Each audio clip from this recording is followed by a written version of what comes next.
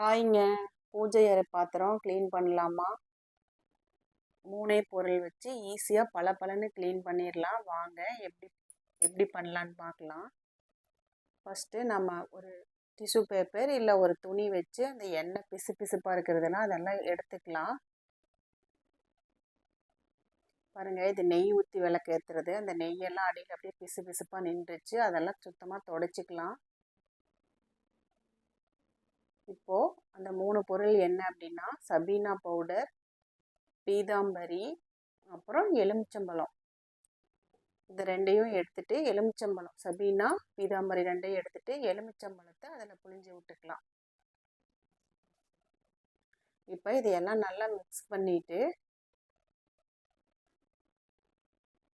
எலுமிச்சம்பழம் பத்தலைன்னா இன்னும் கொஞ்சம் புழிஞ்சு விட்டுக்கலாம்.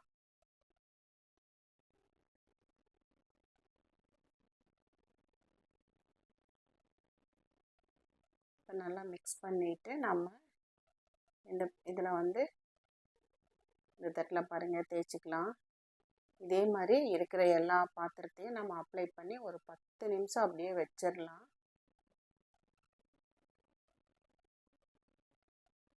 ரொம்ப கஷ்டப்பட்டு தேய்க்கணுங்கிறது இல்லைங்க, ரொம்ப ஈஸியாக க்ளீன் பண்ணிடலாம்.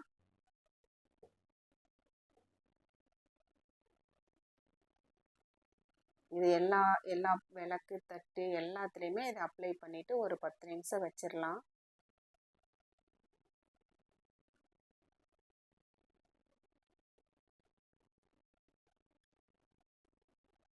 எல்லாத்துலேயும் அப்ளை பண்ணி 10 நிமிஷம் ஆயிடுச்சு.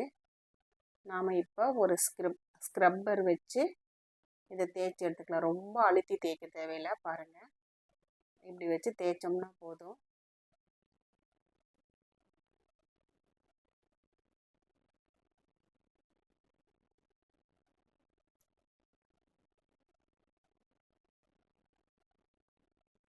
ஈஸியாக க்ளீன் பண்ணிக்கலாம்.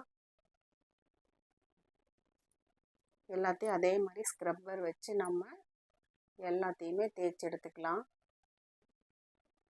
பாருங்கள், உடனே ஒரு தேய்க்கும் போதே அந்த இதெல்லாம் போயிடும்.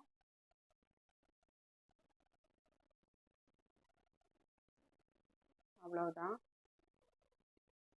பாருங்கள், எவ்வளோ பளிச்சுன்னு எல்லாத்தையுமே விளக்கி எடுத்தாச்சு.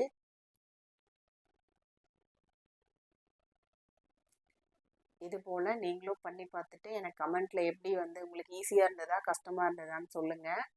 நான் இந்த மாதிரி தான் என்னோடய பூஜை அறை பாத்திரமெல்லாம் க்ளீன் பண்ணுவேன். பிடிச்சிருந்ததுன்னா லைக் பண்ணுங்கள், ஷேர் பண்ணுங்கள்.